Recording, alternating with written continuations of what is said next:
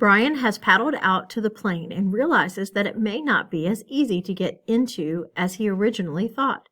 Listen to find out how or if Brian gets into the plane. Later, I'll ask you to complete a chart.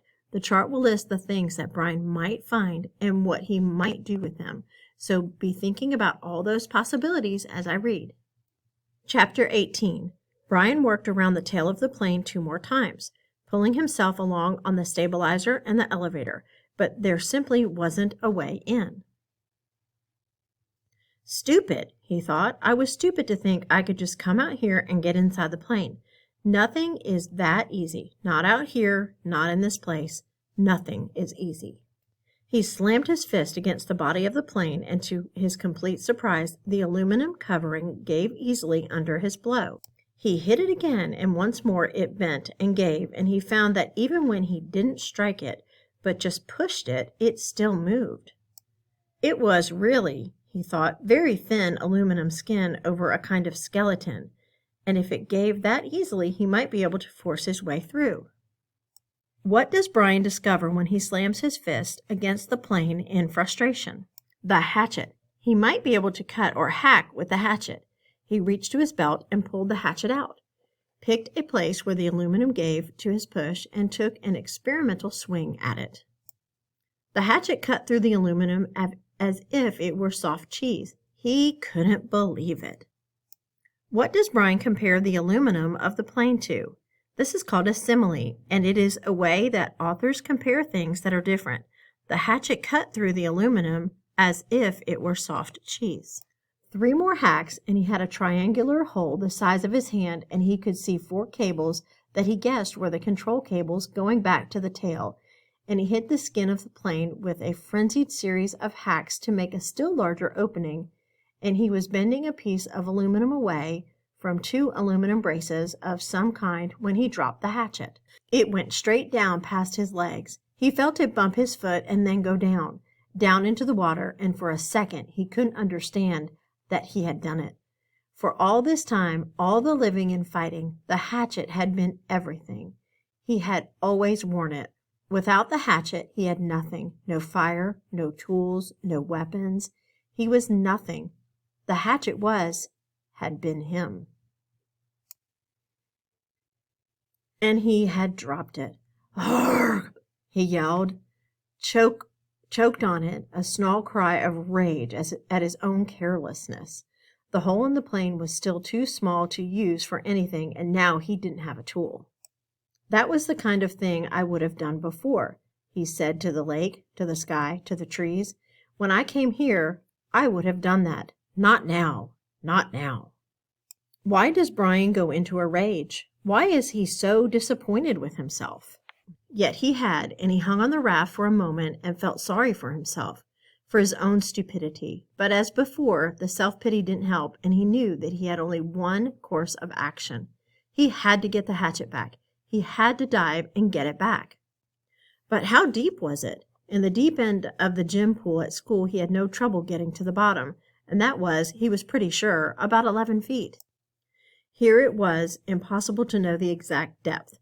The front end of the plane, anchored by the weight of the engine, was obviously on the bottom, but it came back up at an angle so the water wasn't as deep as the plane was long. He pulled himself out of the water so his chest could expand, took 2 deep breaths, and swiveled and dove, pulling his arms and kicking off the raft bottom with his feet. His first thrust took him down a good 8 feet, but the visibility was only 5 feet beyond that, and he could not see the bottom yet. He clawed down, 6 pushing in his ears until he held his nose and popped them, and just as he ran out of breath and headed back up, he thought he saw the bottom, still 4 feet below his dive. He exploded out of the surface, bumping his head on the side of the elevator when he came up, and took air like a whale, pushing the stale air out until he wheezed, taking new in. He would have to get deeper yet and still have time to search while he was down there. Stupid, he thought once more, cursing himself, just dumb. He pulled air again and again, pushing his chest out until he could not possibly get any more capacity, then took one more deep lungful, wheeled, and dove again. This time he made an arrow out of his arms and used his legs to push off the bottom of the raft. All he had in his legs to spring snap and propel him down. As soon as he felt himself slowing a bit, he started raking back with his arms at his side like paddles and thrusting with his legs like a frog, and this time he was so successful that he ran his face into the bottom mud. He shook his head to clear his eyes and looked around. The plane disappeared out and down in front of him. He thought he could see the windows, and that made him think again of the pilot sitting inside, and he forced his thoughts from it, but he could see no Hatchet. Bad air triggers were starting to go off in his brain, and he knew he was limited to seconds now, but he held for a moment and tried moving out a bit, and just as he ran out of air, knew that he was going to have to blow soon. He saw the handle sticking out of the mud. He made one grab, missed, reached again, and felt his fingers close on the rubber. He clutched it and in one motion slammed his feet down into the mud and powered himself up. But now his lungs were ready to explode, and he had flashes of color in his brain, explosions of color, and he would have to take a pull of water, take it into his lungs, and just as he opened his mouth to take it in, to pull in all the water in the lake, his head blew out of the surface and into the light. It was as if a balloon had exploded. Old air blew out of his nose and mouth, and he pulled new air in again and again. He reached for the side of the raft and hung there, just breathing, until he could think once more, the hatchet clutched and shining in his right hand. What difficulty did Brian have getting the hatchet? All right. The plane. Still the plane. He went back to the hole in the fuselage and began to chop and cut again, peeling the aluminum skin off in pieces. It was slow going because he was careful, very careful with the hatchet, but he hacked and pulled until he had opened a hole large enough to pull his head and shoulders in and look down in the water. It was very dark inside the fuselage, and he could see nothing, certainly no sign of a survival pack.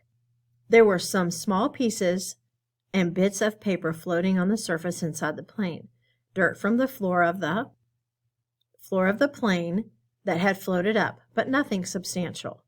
Well, he thought, did you expect it to be easy? So easy that way? Just open her up and get the pack, right? He would have to open it more, much more, so he could poke down inside and see what he could find. The survival pack had been zippered nylon bag, or perhaps canvas of some kind, and he thought it had been red, or was it gray? Well, that didn't matter. It must have been moved when the plane crashed, and it might be jammed down under something else.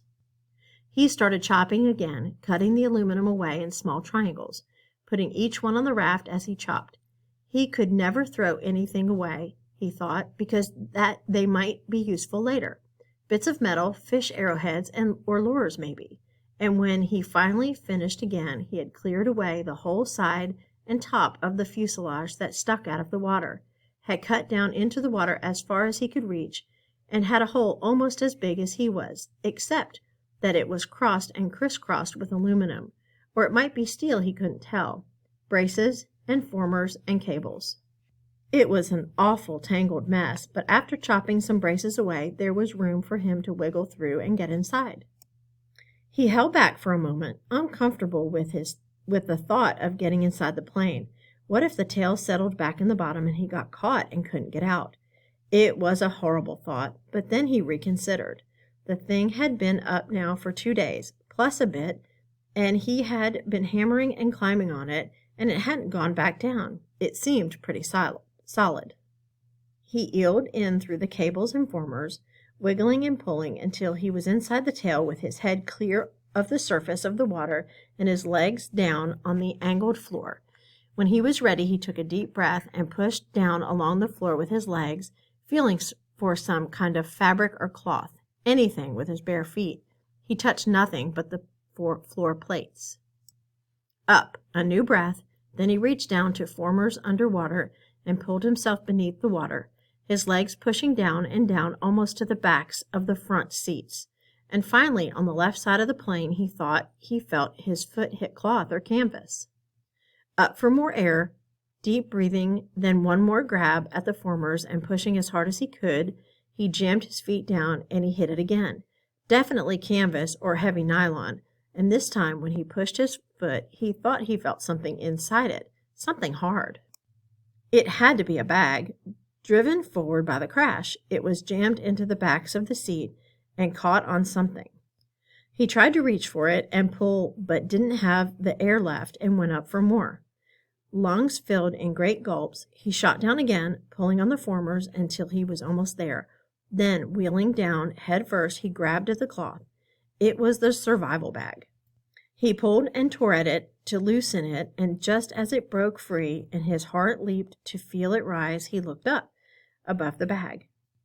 In the light coming through the side window, the pale green light from the water, he saw the pilot's head, only it wasn't the pilot's head any longer. The fish. He'd never really thought of it, but the fish he had been eating all this time had to eat too.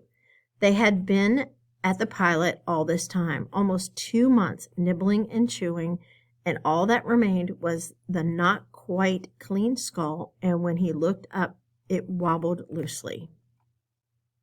Too much, too much. His mind screamed in horror, and he slammed back and was sick in the water. Sick so he choked on it and tried to breathe water and could have ended there. Ended with the pilot where it almost ended when they first arrived, except that his legs jerked. It was instinctive, fear more than anything else, fear of what he had seen. But they jerked and pushed, and he was headed up when they jerked, and he shot to the surface, still inside the birdcage of formers and cables. His head slammed into a bracket as he cleared, and he reached up to grab, and it was free, in the air, hanging up in the tail. He hung that way for several minutes, choking and heaving and gasping for air, fighting to clear the picture of the pilot from his mind. It went slowly. He knew it would never completely leave, but he looked to the shore, and there were trees and birds. The sun was getting low and golden over his shelter, and when he stopped coughing, he could hear the gentle sounds of evening, the peace sounds, the bird sounds, and the breeze in the trees. The peace finally came to him, and he settled his breathing.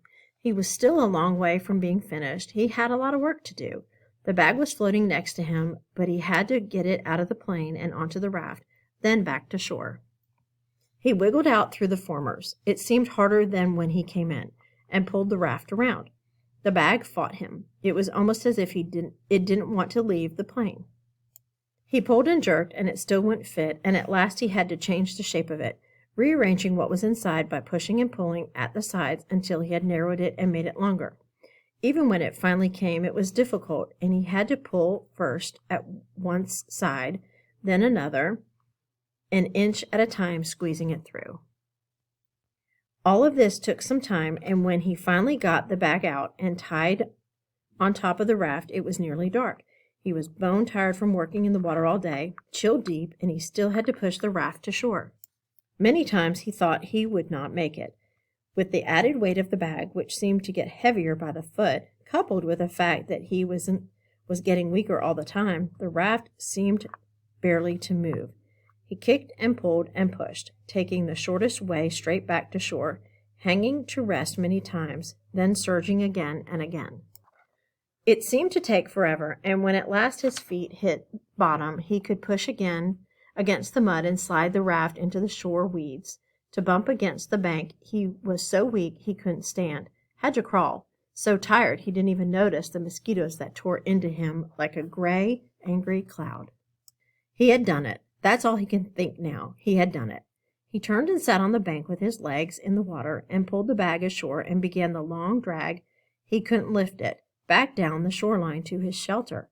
2 hours, almost 3, he dragged and stumbled in the dark, brushing the mosquitoes away, sometimes on his feet, more often on his knees, finally to drop across the bag and to sleep when he made the sand in front of the doorway. He had done it. For your written response today, I would like you to make a chart. In one column, list the things you think Brian will find in the survival pack. In the second column, tell what he might do with each of those things.